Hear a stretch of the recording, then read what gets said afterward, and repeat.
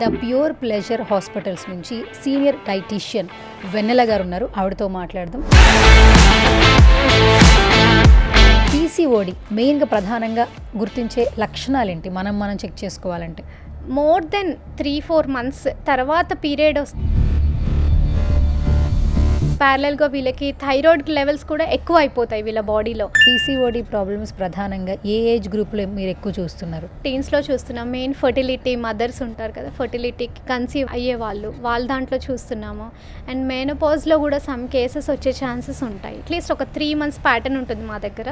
3 months కనుక ఈ diet అనేది స్కెడ్యూల్గా ప్రాపర్గా ఫాలో అయిపోతే సరిపోతుంది. ప్లస్ సప్లిమెంట్స్ ఒకవేళ అవసరం అయితేనే వాళ్ళకి సజెస్ట్ చేస్తాము, అదర్వైజ్ నో. హాయ్ హలో నమస్తే, this is Suvarna, welcome to Suman TV. So ఈ మధ్య కాలంలో ఎక్కడ చూసినా కూడా ఫీమేల్స్లో పీసీఓఎస్ అలాగే పీసీఓడి ప్రాబ్లమ్స్ ఎక్కువగా చూస్తున్నాం. అంటే మనం తినే ఫుడ్ కావచ్చు, మన లైఫ్ స్టైల్ కావచ్చు, మన ఆరోగ్య సమస్యలు ఎక్కువగా అవుతున్నాయని చెప్పొచ్చు.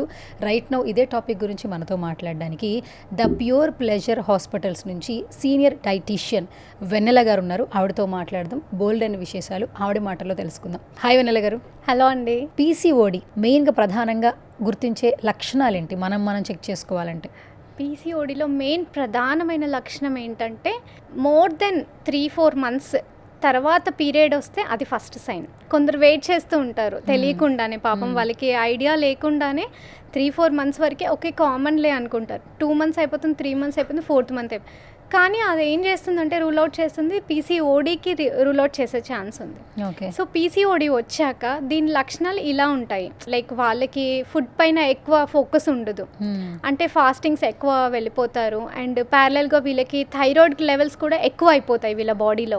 థైరాయిడ్ లెవెల్స్ ఎక్కువ అయిపోయి థైరాక్సిన్ కానీ ఇది మెడికేషన్ కూడా స్టార్ట్ చేయాల్సి వస్తుంది వాళ్ళకి. అండ్ మెయిన్లీ కొలెస్ట్రాల్ లెవెల్స్ హైగా ఉంటుంది వీళ్ళ దాంట్లో. కొలెస్ట్రాల్ కానీ ఇదంతా చెక్ చేసుకుంటూ ఉండాలి. కానీ వాళ్ళు ఏది రూల్ అవుట్ చేసుకోకుండా ఉంటే మాత్రం ఒబీసిటీ మెయిన్ ఇక్కడ వచ్చే ప్రాబ్లమే ఒబేసిటీ. ఒబీస్కి వచ్చేసి హై వెయిట్ పెరిగిపోవడం, వెయిట్ ఎక్కువ అయిపోతుంది వీళ్ళ దాంట్లో.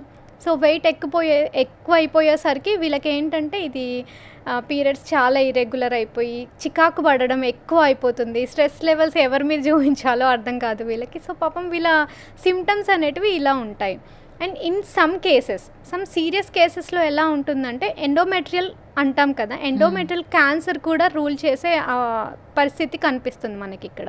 ఒకవేళ 6 months అబోవ్ కానీ 7 months అబోవ్ ఇలా వెయిట్ చేస్తూ ఉంటే కనుక పీరియడ్స్ రాకుండా కూడా ఇరెగ్యులర్ పీరియడ్స్ అయినా కూడా ఒకవేళ గైనకాలజిస్ట్ని కానీ ఒక పర్టికులర్ ఎక్స్పర్ట్స్ని కానీ మనం మీట్ అవ్వకపోతే ఎండోమెట్రియల్ క్యాన్సర్స్కి కూడా రూల్ అవుట్ చేసే ఛాన్సెస్ ఉంది. సో ఈ ఎండోమెట్రియల్ క్యాన్సర్ ఏం చేస్తుందంటే ఫర్టిలిటీ ఇష్యూస్కి కానీ దానికి వెళ్లకుండా చేస్తుంది.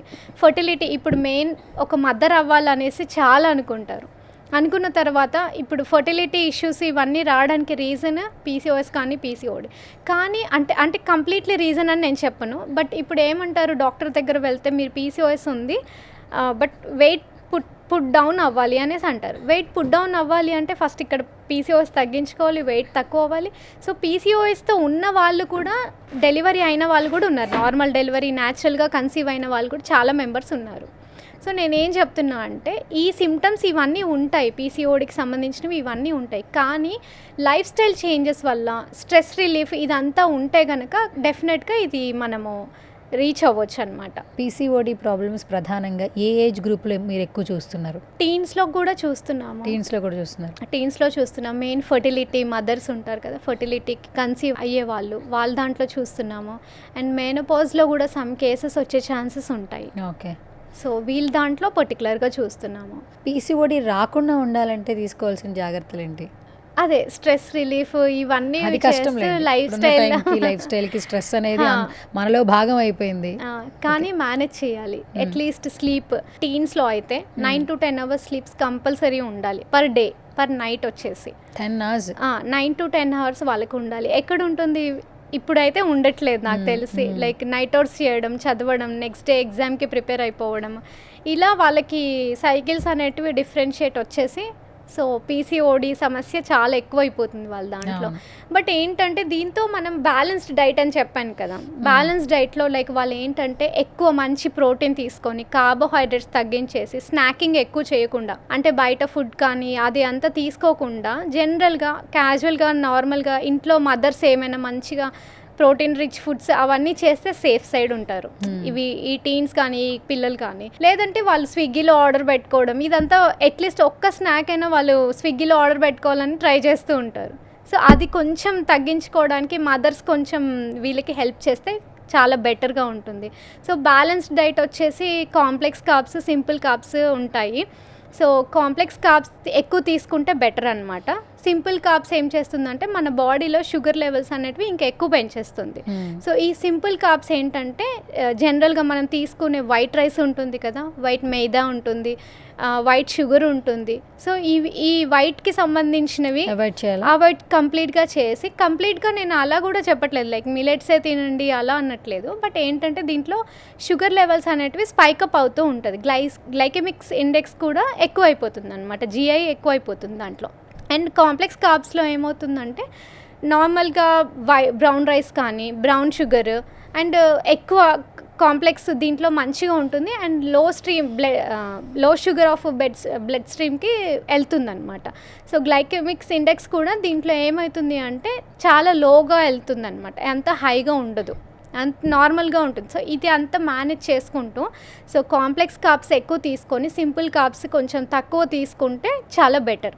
అట్లా అనేసి గ్లూటెన్ కూడా ఎక్కువ రోటీ తినడం, రైస్ ఇలా ఇవన్నీ వైట్ రైస్, రోటీస్, పుల్కాస్ ఇవన్నీ కాకుండా జనరల్గా జొన్న రొట్టె అంటాం కదా, జొన్న రొట్టె ఇలా తీసుకోవాలి కంపల్సరీ. తీసుకుంటే మనకి బ్యాలెన్స్డ్ డైట్ ఎక్కువ ప్రోటీన్స్ వచ్చేస్తాయి, బాయిల్డ్ ఎగ్స్ ఇవన్నీ వచ్చేస్తాయి దాంట్లో బ్యాలెన్స్డ్ డైట్లో. ఇప్పుడు పీసీఓడి ప్రాబ్లం అనేది ఉంది అని ఫీమేల్స్లో తెలిసింది అనుకోండి, ఆల్మోస్ట్ డాక్టర్ ఒక చిన్న ప్రిస్క్రిప్షన్ ఇస్తారు, ఇలా ఉండాలి అలా ఉండాలని. మిమ్మల్ని అప్రోచ్ ఒక డైటీషియన్ దగ్గరికి వెళ్ళాలి, కొంచెం ఆవిడ చెప్పినట్లే నేను ఫాలో అవ్వాలని ఎవరైనా అనుకున్నారే అనుకోండి, సో మీ దగ్గరికి వస్తే మీరు ఇచ్చే ఆ ప్రొఫార్మా ఎలా ఉంటుంది? మా దగ్గర మేము ఏం చేస్తామంటే ఫస్ట్ వాళ్ళ మెడికల్ హిస్టరీ అంతా చూసుకుంటాను. చూసుకున్నాక వాళ్ళ ప్రీవియస్ 24 hours డైటరీ స్కెడ్యూల్ అంతా చెక్ చేస్తాను, ఎలా తింటున్నారు ఏంటి, ఏ లైఫ్ ప్యాటర్న్స్ అన్నీ ఫాలో అయ్యారు ఏంటి అని వాళ్ళదంతా చెక్ చేసుకుని చూస్తాను. అండ్ 24 hours డైటరీ రికాల్ అంతా అయ్యాక నెక్స్ట్ మేము ఏమైతే డైట్ ఇస్తామో అది ఫాలో చేపిస్తాం వాళ్ళతో. అట్లీస్ట్ ఒక 3 months ప్యాటర్న్ ఉంటుంది మా దగ్గర. 3 months కనుక ఈ డైట్ అనేది స్కెడ్యూల్గా ప్రాపర్గా ఫాలో అయిపోతే సరిపోతుంది. ప్లస్ సప్లిమెంట్స్ ఒకవేళ అవసరం అయితేనే వాళ్ళకి సజెస్ట్ చేస్తాము, అదర్వైజ్ నో.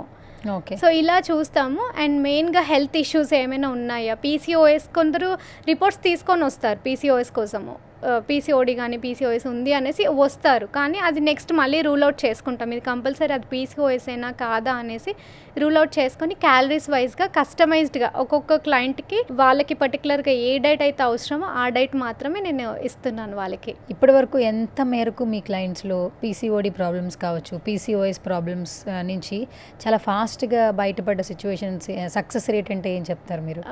చాలా గ్రేట్గా ఉంది ఇప్పటికైతే. ఎక్కువ మేము ఫర్టిలిటీ మదర్స్ని చూస్తున్నాం, అమ్మ అవ్వాలని చాలా మెంబర్స్ వస్తున్నారు, కానీ వాళ్ళు పాపం చాలా స్ట్రెస్ లెవెల్స్తో వస్తున్నారు. సో వాళ్ళని చూసి బాధేస్తుంది, అంటే అవ్వలేమేమో పీసీఓఎస్తో, పీసీఓడితో, ఐవీఎఫ్స్, ఐయుఐ ఇవన్నీ వెళ్ళి వచ్చినా కూడా అంటే స్ట్రెస్ లెవెల్స్ అంతా అయిపోతున్నాయి పేరెంట్స్కి కానీ లైక్ ఎవరికైనా. సో ఓకే అనేసి మేము ఏం చేస్తున్నాం, వాళ్ళని ఫస్ట్ కౌన్సిలింగ్ తీసుకుంటున్నాం. కౌన్సిలింగ్స్ తీసుకొని మంచిగా వాళ్ళకి చేసి కాస్త వాళ్ళకి పుషప్ చేస్తున్నాం, అంటే like you can do it అనేసి చేస్తే నార్మల్ కన్సీవ్ కూడా అయిన వాళ్ళు చాలా మెంబర్స్ ఉన్నారు మా దగ్గర. సో ఫైనల్గా మళ్ళీ ఒకసారి మనల్ని అప్రోచ్ అవ్వాలంటే మీ మాటల్లో చెప్పేసేయండి ఒకసారి. అప్రోచ్ అవ్వాలంటే స్క్రీన్ పైన స్క్రోల్ అవుతున్న నెంబర్కి డయల్ చేస్తే మేము అపాయింట్మెంట్స్ అవన్నీ స్కెడ్యూల్ చేసుకొని మీతో మాట్లాడడం జరుగుతుంది. వ్యూవర్స్ ఎవరైతే ఉంటారో కంపల్సరీ మీరు వచ్చి కంపల్సరీ అపాయింట్మెంట్స్ అనేటివి తీసుకొని స్కెడ్యూల్ చేసుకుంటే so that I help you out. తప్పకుండా వెన్నెల గారు, all the very best. So ఇంత చక్కగా మాట్లాడితే ఖచ్చితంగా ప్రాబ్లం ఉన్న వాళ్ళు మిమ్మల్ని కమ్యూనికేట్ అవుతారు. అండ్ ఇంకొకటి ఏంటంటే నెక్స్ట్ వీడియోలో కూడా ఈ వీడియోలో వచ్చిన కమెంట్ సెక్షన్కి మళ్ళీ దానికి ఆన్సరబుల్ అయితే మళ్ళీ ఇంకొక వీడియో చేద్దాము. అండ్ ఈరోజు పీసీఓడి కావచ్చు, పీసీఓఎస్ కావచ్చు, ఈ రెండింటి గురించి చాలా చక్కటి ఇన్ఫర్మేషన్ అయితే తెలియజేశారు. First of all thank you so much for coming. My pleasure అండి. Yes, thank you once again. Thank you so much. Yes.